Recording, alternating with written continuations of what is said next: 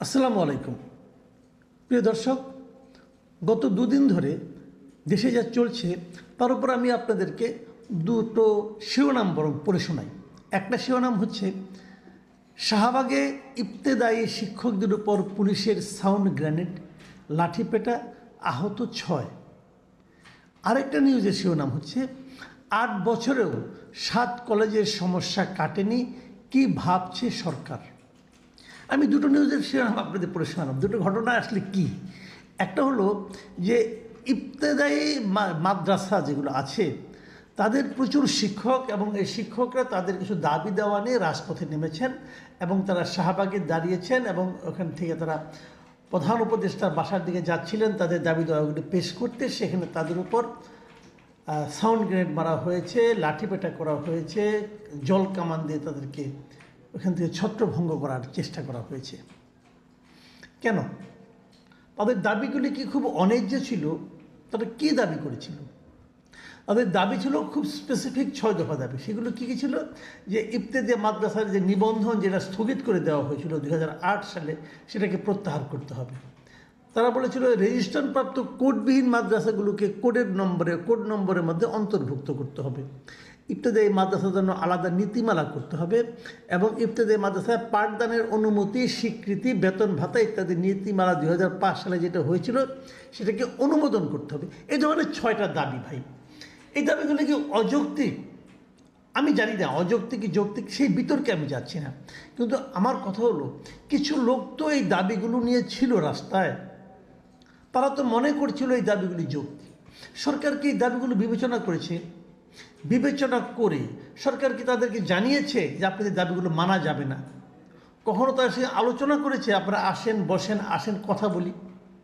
বলেছে? আমার জানা মতে বলেনি। এরপর যে নিউজটার কথা বললাম আমরা, সেটা হলো যে ঢাকার 7টা কলেজের ছাত্রদের আন্দোলন।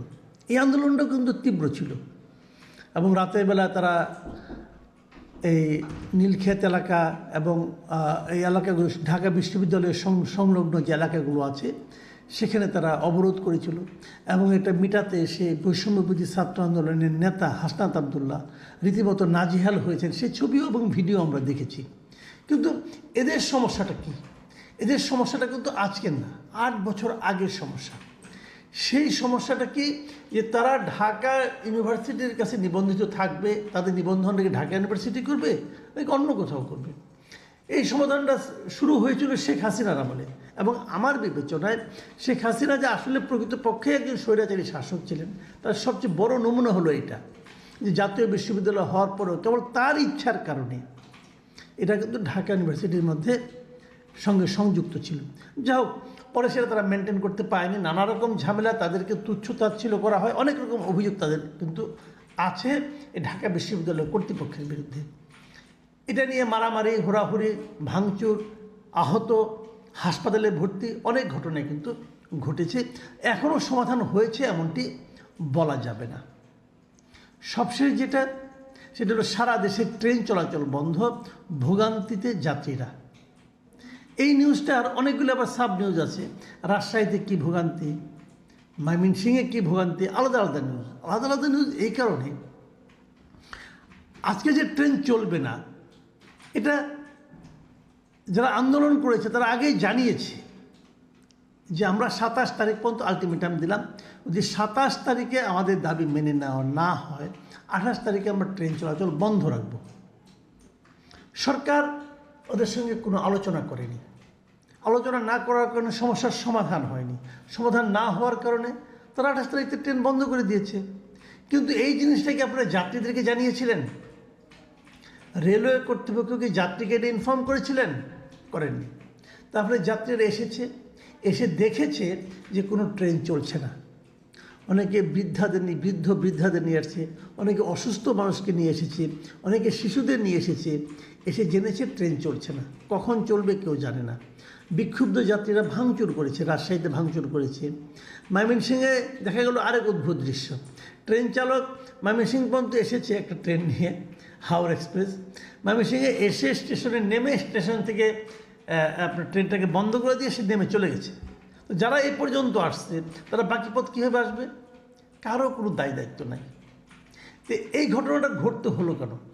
অনেকে বলছেন যে যারা এরকম দায়িত্বহীনের মতো আচরণ করেছেন, যে সমস্ত কর্মচারীরা, তাদের বিরুদ্ধে শাস্তিমূলক ব্যবস্থা নেওয়া হোক, তাদেরকে চাকরি থেকে বাদ দিয়ে দেওয়া হোক।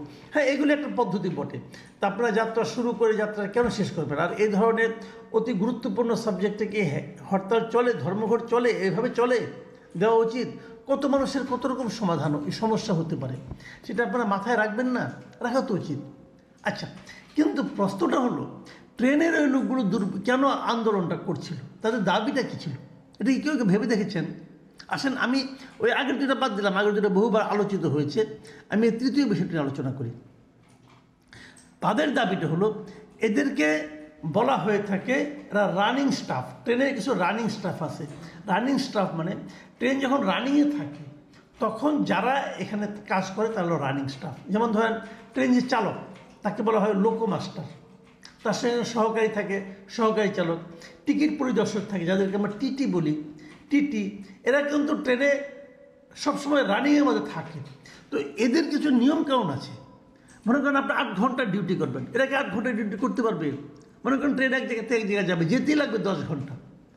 অথবা মনে করেন রাস্তাও কোথাও হলো, মানে আপনার ডিলে হলো, যেতে সময় লাগবে। তো এদেরকে বলা হয় রানিং স্টাফ। এই রানিং স্টাফদের জন্য অনেক পুরনো, কত পুরনো, অনেক পুরনো একটা নিয়ম ছিল। সেই নিয়মটা হলো, তারা যদি 8 ঘন্টার বেশি কাজ করে তখন তাদের বেসিকের হিসাবে, বেসিকের একটা বাড়তি অংশ তারা বেতন হিসাবে পাবেন। এবং কেবল তাই না, যখন তারা অবসরে যাবেন তখনও এই বেসিকের উপর একটা সার্টেন পার্সেন্টেজ, প্রায় 75% তাদের অবসরকালীন হিসাবে, অর্থ হিসাবে দেওয়া হবে। এটা রেলের অনেক পুরনো একটা নিয়ম। কত পুরনো জানেন? 160 বছর পুরনো নিয়ম। মানে সেটা ব্রিটিশ আমল থেকে এটা চলে আসছে। কারণ তারা তো রানিং স্টাফ, তারা তো ট্রেনের মধ্যে দিন নাই, রাত নাই, ঘর নাই, সংসার নাই, তাদের কিন্তু এখানে থাকতে হয়। কাজে এই যে নিয়মটা তাদের ছিল, এই নিয়মটা হঠাৎ করে এই শেখ হাসিনা সরকার 2021 সালে এই সুবিধাটা এই স্টাফদেরকে বন্ধ করে দেয়, মানে সীমিত করে দেয়। এখন এই যে সীমিত করে দিল 2021 সালে, কিন্তু তখন তারা একটা আন্দোলন করেছে। একদম করেনি তা না, করেছে, আন্দোলন করেছে। তখন তারা ধর্মঘটও করেছে, কিন্তু সরকার তাদের সেই দাবি মানেনি। এই আমলে এসে তারা আবার এই আন্দোলনের কথা বলেছে, যে আমরা কিন্তু আবার, গত বুধবার তারা আলটিমেটাম দিয়েছিল যে আমরা 27 তারিখ পর্যন্ত দেখব, মানে 8 দিনের সময় দিয়ে, এর মধ্যে আপনারা এটা সমাধান করুন। সমাধান করেন, কেউ তাদের পাত্তাই দেয়নি। তারা 28 তারিখ থেকে ধর্মঘটে গিয়েছে। এখন আমার প্রশ্ন হলো, এগুলো এই যারা গেল ধর্মঘটে, মানুষের এত কষ্ট হলো, সবই ঠিক আছে, সবই খারাপ কাজ, কিন্তু এই খারাপ কাজটা তৈরি হলো কার জন্য? কর্তৃপক্ষকে এটা নিয়ে আলোচনা করতে পারতো না, কথা বলতে পারতো না, সমস্যার সমাধান করতে পারতো না, দাবিগুলি কতটুকু যৌক্তিক, কতটুকু যৌক্তিক নয় তা নিয়ে কথা বলতে পারতো না? পারতো তো। সেটা কি তারা করেছে? আমার জানা মতে করেনি। কেন করলো না?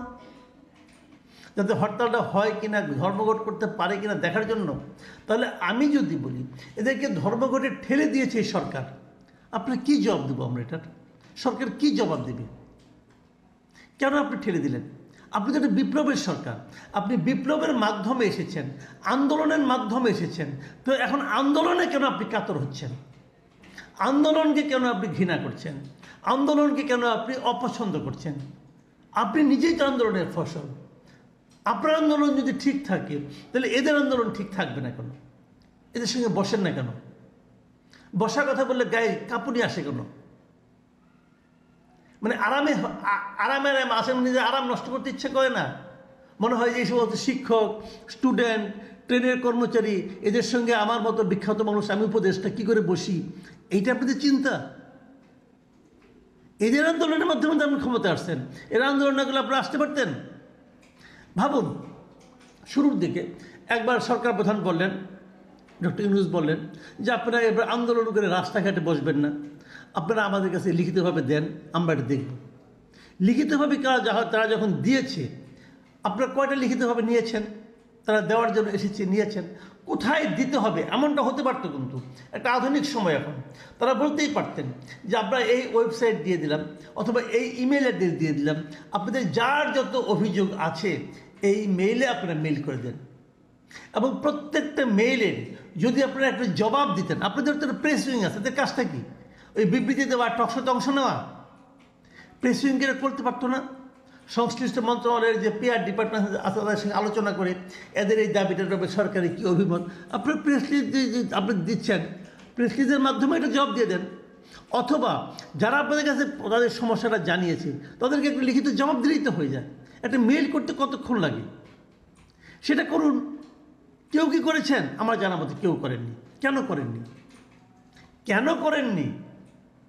মানে সরকারের একটা দায়িত্ব পেয়েছেন, মানে একটা প্রাইজ পোস্টিং হয়েছে, টাকা পয়সা পাবেন, অর্থনৈতিক সুযোগ সুবিধা পাবেন, আর তদবির করবেন, এই তো। এটা তো আপনাদের কাছে প্রত্যাশা ছিল না।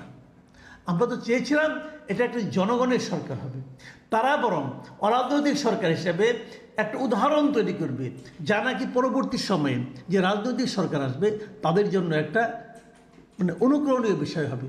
তা তো আপনারা করতে পারেননি। সিম্পল, একদম সহজ। কিন্তু আপনারা সবাইকে বলেন, যার যত অভিযোগ আছে, যার যত দাবি দেওয়া আছে, এই আমরা একটা প্রধান উপদেষ্টার একটা ইমেল অ্যাড্রেস দিয়ে দেন, যে এই ইমেল অ্যাড্রেস আপনারা লিখিতভাবে আপনাদের প্রয়োজনীয় কাগজপত্র সহ এখানে মেল করুন। মেল করার পর আপনাকে নিয়ম করুন যে 7 দিনের মধ্যে আপনাদের এই মেলের আমরা জবাব দেব। হইলে হবে, না হলে বলে দেন আপনারা, আমরা এই কারণে পারবো, এই কারণে পারবো না, এই কারণে আংশিক পারবো, বলে দেন। ট্রান্সপারেন্ট হন। তা তো করেন না, বিছানায় যেয়ে ঘুমায় থাকেন, চেয়ারে যেয়ে ঘুমায় পড়েন, তাহলে তো ভাই হবে না। জবাবদিহিমূলক সরকার এটাকেই বলে, যারা নাকি জনগণের চাহিদার জবাব দেয়, অথবা নিজের কর্ম বা অপকর্মের জন্য জনগণের প্রশ্নের জবাব দেয়। সেই জবাব দেওয়ার জায়গাটা কোথায়? জায়গাটা তৈরি করুন। আমি তো মনে করি সাধারণ মানুষের প্রশ্নগুলোরও আপনারা এভাবে জবাব দিতে পারেন। এই ব্যবস্থাটা করুন। না করলে এই যে দুর্ভোগটা হয়, যে যাত্রীটা আজকে দুর্ভোগের শিকার হয়েছে, যে লোকটা পরশুদিন রাস্তায় এই ধর্মঘটের কারণে ক্ষতিগ্রস্ত হয়েছে, তারা সবাই কিন্তু আলটিমেটলি শেষ বিচারে যে সরকারের দিকে আঙুল দেয়, আঙুল তুলে সরকারকে এর জন্য দায়ী মনে করে, যেমনটা আমিও করছি। প্রিয় দর্শক, এখন এই পর্যন্তই। আল্লাহ হাফেজ।